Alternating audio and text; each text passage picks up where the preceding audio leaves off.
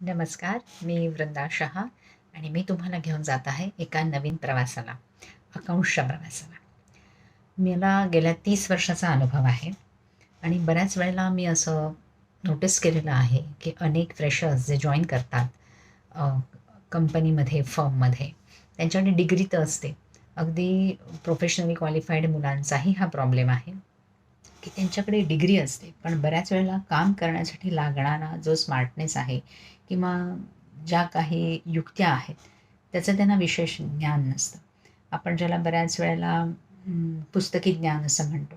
पण हे पुस्तकी ज्ञान जे तुम्हाला परीक्षेसाठी उपयोगी पडतं ते आणि जे तुम्हाला जॉबमध्ये किंवा नोकरीमध्ये वापरावं लागतं, त्याच्यात भरपूर फरक आहे.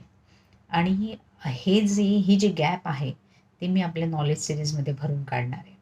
मला माहिती आहे आपल्याकडे महाराष्ट्रात किंवा अख्ख्या भारतातच सगळ्या खेड्यापाड्यांमध्ये अनेक मुलं अशी आहेत, की ज्यांना अकाउंटचं नॉलेज आहे. पण मे बी काही वेळेला कसं होतं, की त्यांची जी मीडियम ऑफ लँग्वेज असते, ती हिंदी किंवा कोणतीही इतर भाषा असते. पण त्यांना नोकऱ्यांची जी सुविधा असते, ती मोस्टली शहरांमध्ये असते किंवा मेट्रो सिटीजमध्ये असते.